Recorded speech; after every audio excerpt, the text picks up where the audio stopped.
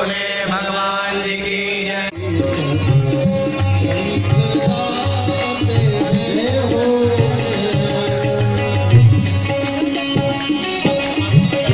बोलिए दादाजी महाराज की जय हो, नर्मदा मैया की जय हो। ताली से हम करते हुए हरि बोल।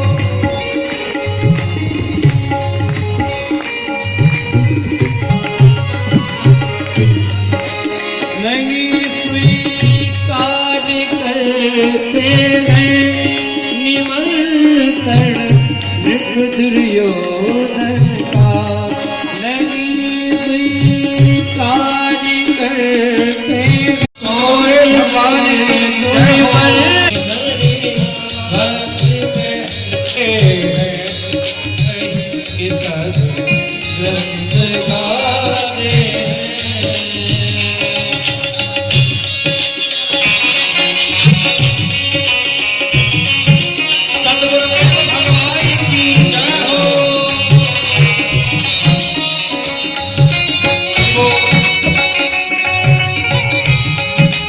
दादाजी महाराज की जय हो।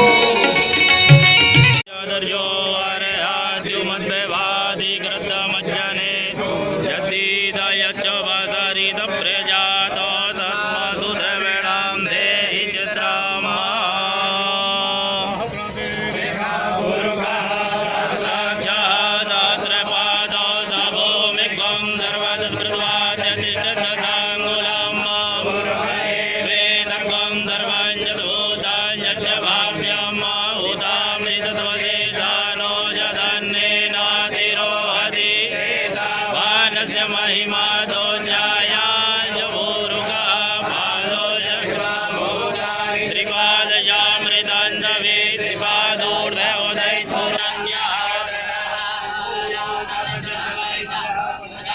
सूत्रो अजायतो चंद्रमा मनसो जातनिको सूर्यो अजायतो नोर्जातायुच मानुष मुखादग्निरजायतो आसीदन्तरिक्षगोमदेशनोद्यो सममर्ततो पद्भ्यां भूम्रदिशः स्वयन्नायकुरुकेन अविगादेवाजिजमदन् वदन्तोऽस्यादिदाजं ग्रीष्मयमादरद्रवीलतान्वैलयते देवाजजन्तन्वाना अवदन् मुरुगन् पदं नयुजेन जगमयगन्धदेवासानि धर्माणि महिमाना सजन्त यत्र पूर्वे साध्याः दन्ति देवाः।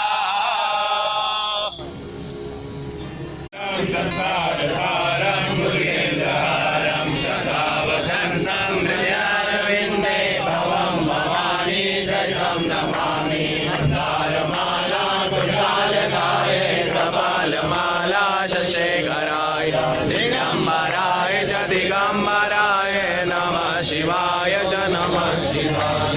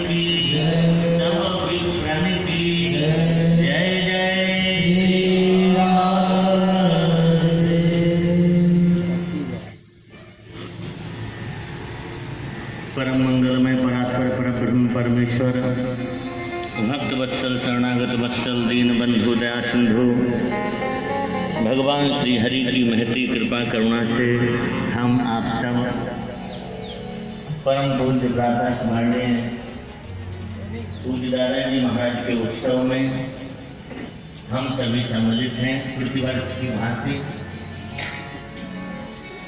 प्रथम श्री मां नर्मदा के चरणों में अनंत अनंत प्रणाम करते हुए पूज्य श्री दादाजी के चरणों में अनंत कोटि प्रणाम करते हुए सन्मुख विराजमान हम सब पर दादाजी की तरह कृपा बरसाने वाले पूज्य छोटे सरकार के चरणों में साष्टांग प्रणाम करते हुए एवं आप सभी दादाजी के भक्तों को जय श्री दादाजी की कहते हुए आज के पावन प्रसंग में हम लोग प्रवेश करें। भगवान श्री राम और वशिष्ठ जी का पावन संवाद, इस योग वशिष्ठ के नाम से हम आप सब जानते हैं। इसको श्रवण करें। इसके पूर्व भगवान श्री राम के गुणानुवाद गाएं और उनके पावन चरित्र में हम लोग प्रवेश करेंगे। आइए सब मिल करके थोड़ी देर भगवान के मंगलमय नाम का संकीर्तन करते हैं।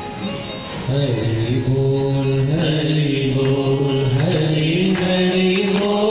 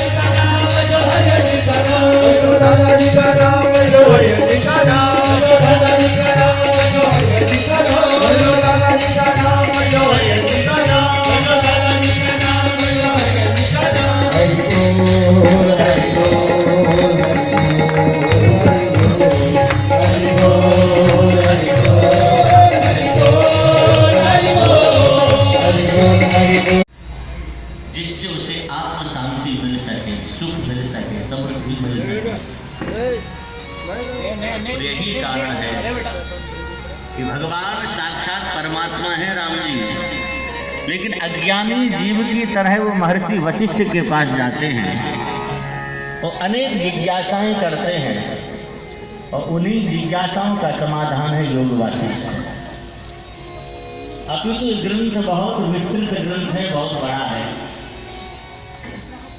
इसके दो भाग हमारे आचार्यों ने बताए हैं, क्योंकि पिछली बार सरकार ने आज्ञा की कि योग वशिष्ठ की कथा कहनी है, हमने हाँ तो कर दिया, लेकिन जब ग्रंथ देखा तो लगा कि कैसी इसकी कथा होगी। एक बार मन में थोड़ी चिंता हुई, लेकिन थोड़ी देर में समाधान मिल गया हमें। हमारे दादा गुरु भक्तमाली जी महाराज एक बात कहा करते थे, महापुरुष जो आज्ञा देते हैं वो आज्ञा पालन की सामर्थ्य भी साथ में देते हैं। तो हमें लगा सरकार ने आज्ञा दी है तो वही कृपा करेंगे जिससे ग्रंथ परिपूर्ण होगा। तो तब से जब जब बीच बीच में हमको समय मिला, व्यस्तता खूब रही, लेकिन फिर भी ग्रंथ साथ में रहता तो देखते थे। तो इसके दो भाग किए हैं आचार्य, एक पूर्व भाग है, एक उत्तर भाग भी इसका है। पूरा मिला करके योग वासिष्ठ ने 56,000 श्लोक बताए हैं, क्योंकि महर्षि वाल्मीकि की जो वाल्मीकि रामायण है वो भी इसी का एक हिस्सा है। पूर्व भाग वाल्मीकि रामायण है और उत्तर भाग योग वासिष्ठ है। वाल्मीकि रामायण में 24,000 श्लोक हैं और योग वासिष्ठ में 32,000 श्लोक हैं। तो दोनों मिलाकर के 56,000 श्लोक हो जाते हैं। इतना विशालतम ये ग्रंथ है।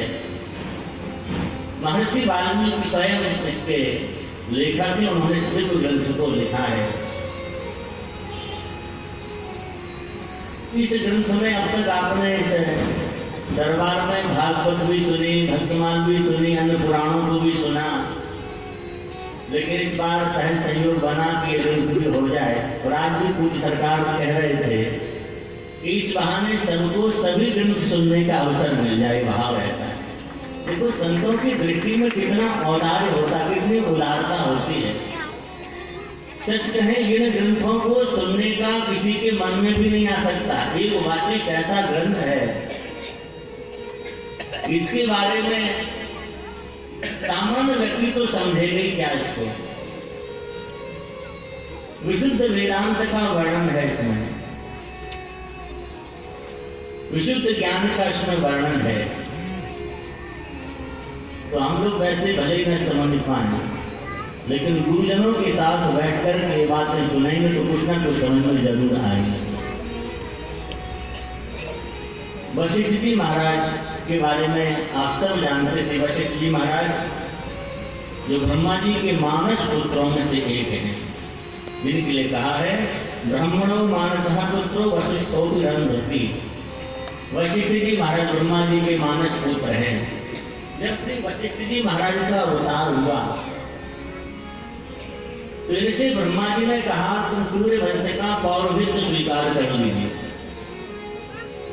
इन्होंने निकार कर दिया कि भगवान पौरोहित्य हम स्वीकार नहीं करेंगे। पौरोहित्य से प्राय घबराते हैं, डरते हैं लोग। लेकिन एक बात ध्यान रखिएगा, अगर ब्राह्मण पौरोहित्य नहीं कराएगा तो कौन करेगा? पौरोहित्य का बंधन कारक नहीं होता। पौरोहित्य का सीधा सीधा अर्थ होता है जो दूसरे का, अपने यजमान का हित सोचे, वही पौरोहित्य, वही पुरोहित है। श्री वशिष्ठ जी महाराज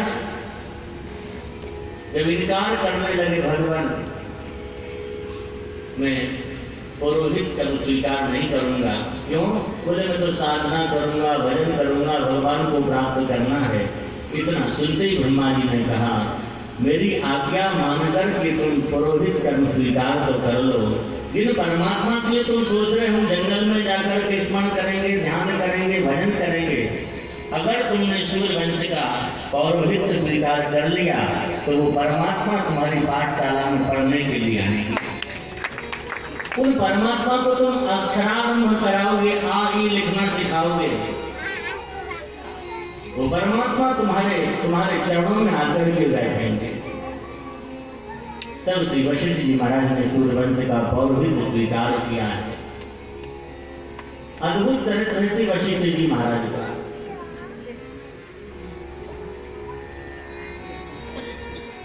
इनके जीवन की अनेक घटनाएं हैं। उसमें एक घटना है कि एक बार रघु जी महाराज जो सूर्यवंश में हुए हैं, रघु जी महाराज का विवाह नहीं हो रहा था, क्योंकि ब्राह्मणों ने भविष्यवाणी की थी जब इनका प्राकट हुआ रघु जी का कि जैसे ही इनके 7 फेरे पड़ेंगे, 6 फेरे पड़ने के बाद 7वां फेरा जैसे पड़ेगा रघु जी का मस्तक फट जाएगा, इनकी मृत्यु हो जाएगी। अब ब्राह्मणों का वाक्य सत्य होगा ऐसा विचार करके इनके पिता ने इनका विवाह संस्कार कराने से इनकार कर दिया कि भाई विवाह के काल में ऐसी घटना घटनी है तो संभव नहीं है। उसी समय वशिष्ठ जी महाराज आए और इन्होंने कहा कि चलो विवाह मैं कराऊंगा। और नारायण की बात बिल्कुल सच है, जो काम परमात्मा न कर सके वो काम सदगुरु कर देता है। कहावत है, जो न करे रकीर सो करे फकीर। दुनिया के सभी हाथ खड़े कर देते हैं कि हमारे बस के नहीं है, तो वहां सदगुरु की कृपा काम करती है। बस शर्त यह है, गुरुजनों की उनकी वाक्यों में हमारी पूर्ण श्रद्धा, उन्होंने जो कह दिया वो हमारे लिए परम मंत्र हो जाए। अरे भाई, हमारे शास्त्रों में जहां गुरु परंपरा का वर्णन है वहां मंत्र के लिए कोई अलग से मंत्र नहीं है। मंत्र मूलम गुरु वाक्यम, गुरुजनों ने जो हमें कह दिया हमारे वही मूल मंत्र है, उसी को हम करते रहें, उसी को करते रहें, उसी से सब मिल जाएगा। कितने ऐसे आख्यान हैं जिन्होंने और कुछ नहीं किया, और कुछ नहीं था, केवल गुरुजनों ने जो कह दिया उसे महामंत्र मान करके वो करने लगे तो उन्हें सब कुछ उपलब्धि हो गई। दुनिया में किसी भी वस्तु को चाहो नारायण ध्यान रखें, इन गुरुजनों के मुख से जो निकल जाए उसे अक्षर से हमें पालन करना चाहिए। हमने कितने कितने लोगों को ऐसा देखा, अनुभव किया, गुरुदेव के मुख से वैसे ही निकल गया, एकाएक निकल गया और उन्होंने उसको ऐसे पालन किया, पूरे प्राणों की शक्ति लगा करके पालन किया, उसका प्रतिफल उन्हें मिला है। जिसने गुरुजनों के वाक्यों को स्वीकार किया उसे निश्चित उपलब्धि हुई, उसे निश्चित प्राप्ति हुई है। अब हमें संशय हो, पता नहीं महाराज ने कह तो दिया, होगा कि नहीं होगा, होगा कि नहीं होगा। ध्यान रखिएगा, जिसके जीवन में संशय है, जिसके मन में संशय है, उसे कभी उपलब्धि नहीं होती। अरे भाई, और जगह भले ही संशय कर लो, पर गुरुजनों की वाक्यों में कभी संदेह ना हो, संशय ना हो।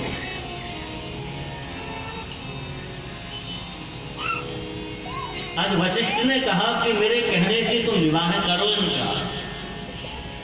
जैसे कहा, किसी ने विचार नहीं किया, कहा ठीक है जो आपकी आज्ञा। विवाह की सारी तैयारी कर दी रघु जी के। अब विवाह की जैसी लौकिक रीतियों का निर्वहन हुआ, विवाह के जो संस्कार होते सब हो गए। अब फेरे पड़ने वाली बात जैसी आई, क्योंकि 7वां फेरा पड़ेगा रघु जी का मस्तक फट जाएगा, ऐसा ब्राह्मणों का कथन था। वशिष्ठ जी ने कहा फेरे पाड़े जाए। फेरा पड़ना शुरू हुआ, 3 फेरे पड़े और 3 के बाद वशिष्ठ जी ने रोक दिया, बोले बस अब फेरे मत पाड़ो, गुरु को रोक दिया जाए। क्या करें, वशिष्ठ जी विराजमान हो गए और वर वधू से कहा मेरा पूजन करो। पहले अपना पूजन करवाया है। आज सबके सब ब्राह्मण जो ज्योतिष के सांगोपांग विद्वान देख रहे थे कि वशिष्ठ जी महाराज आज रघु को कैसे बचाएंगे, क्योंकि जो विधाता ने लिख दिया वो होके रहता है। 3 फेरे पड़ने के बाद वशिष्ठ ने अपना पूजन कराया सब विधि। जैसे वशिष्ठ जी का पूजन संपन्न हुआ, अब वशिष्ठ ने कहा कि फिर फेरे पड़े, लेकिन अब उल्टे, वर नहीं वधू आगे होगी वर पीछे होगा, और गिनती भी 3 के बाद 4 से नहीं होगी, फिर बोले फिर से 1 से गिनती शुरू होगी।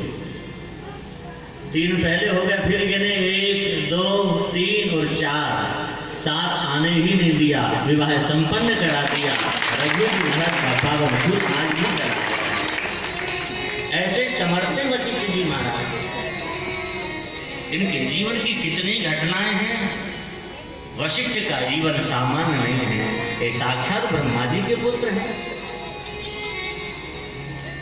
आप घटना से सब परिचित हैं, महाभारत में भी आई है। वशिष्ठ जी से मिलने के लिए विश्वामित्र महर्षि पधारे। जब श्री विश्वामित्र जी महाराज आए तो वशिष्ठ ने अपनी नंदिनी गौमाता जो है उस गाय के द्वारा उनका आतिथ्य, हजारों की संख्या में शिष्य थे विश्वामित्र के साथ। वो कामधेनु देवधन सुरधेनु उस देवी से कहा इतने ऋषि आए हैं, इसलिए संत पधारे हैं, इनके लिए आवश्यकता है सामग्री की। उस गाय ने संपूर्ण सामग्री उपलब्ध कराई है। आज विश्वामित्र देख करके आश्चर्य में पड़ गए, ये सब कहाँ से? पता चला सब गौमाता की कृपा से हुआ। कल हम जब इंदौर दरबार में गए, वहाँ प्रणाम किया तो गौमाता की भी समाधि है वहाँ। हमको बताया वहाँ पर कि ये गौमाता भी बड़े दादाजी से वार्तालाप करती थी, बोलती थी। जब लोगों को पता लगा कि दादाजी से गौमाता बात करती तो भीड़ लगने लगी, खूब भीड़ होने लगी। तो कहते दादाजी ने एक बार उनको अपना जो डंडा लिए रहते थे ऐसे स्पर्श कराया। उसके बाद उनका बोलना नहीं, बोलने से भीड़ होती, लोग आते जाते हैं, बोलना बंद कर दिया।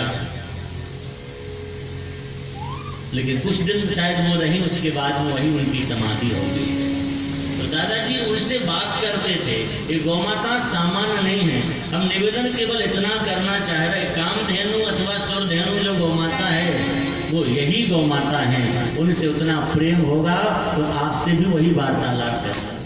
जो पुराणों में हम लोग कथा सुनते कि वशिष्ठ की कामधेनु वार्तालाप करती थी, उनकी सुनती थी, तो हमारे दादाजी से भी गौमाता ने बातचीत की है, उनकी बात भी सुनी है। संपूर्ण सामग्री विश्वामित्र के लिए गौमाता ने समर्पित की।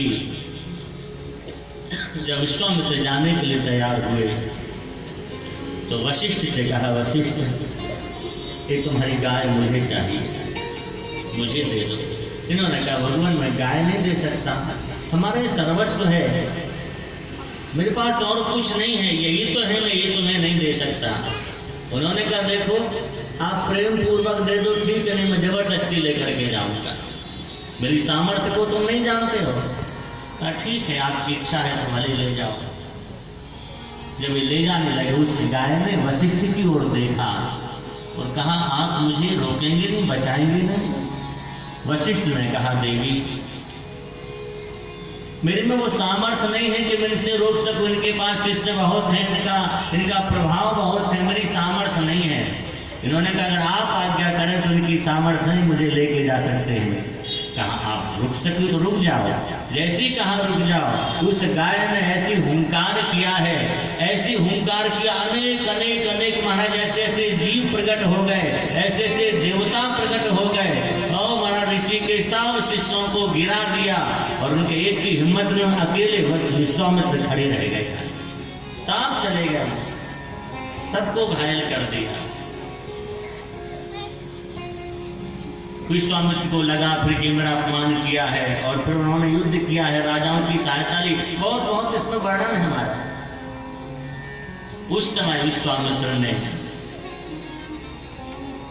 वशिष्ठ जी महाराज पर अनेक अस्त्र चलाए हैं और वशिष्ठ जी निहत्ते हैं, केवल ब्रह्मदंड उनके पास में है, ब्रह्म तेज केवल उनके पास में है।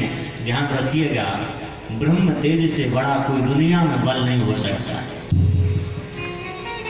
इस ब्रह्मदंड की, ब्रह्म तेज की समता दुनिया में कोई नहीं कर सकता। बस ब्राह्मण में अपना वो ब्रह्म बल होना चाहिए, ब्राह्मणत्व का वो बल होना चाहिए। एकमात्र ब्रह्मदंड हाथ में था, उसी से सारे अस्त्रों को काट दिया। जब संपूर्ण अस्त्र शस्त्र कट गए, कोई काम न कर सका, आखिर में विश्वामित्र जी महाराज लज्जित हो गए और आखिर उन्हें कहना पड़ा, धिक बलम क्षत्रिय बलम ब्रह्म तेजो बलम बलम। एक धिक्कार है क्षत्रिय के बल को। मैंने संपूर्ण अस्त्रों का आश्रय लिया लेकिन मैं कुछ बिगाड़ न पाया, और ब्रह्म तेज की मैं प्रशंसा करता हूँ। ब्रह्म तेजो बलम बलम। उस ब्रह्मदंड के सामने, ब्रह्म तेज के सामने हमारा कोई भी अस्त्र कामयाब नहीं होगा। तो ब्रह्म तेज से संपन्न श्री वशिष्ठ जी महाराज हैं। वशिष्ठ जी महाराज ने सत्संग की महिमा को प्रकट करके दिखाया है। पुराणों में कथा आती, एक बार विश्वामित्र जी के यहाँ पर वशिष्ठ जी महाराज पधारे, तो इन्होंने योग का बड़ा भारी ज्ञान दिया।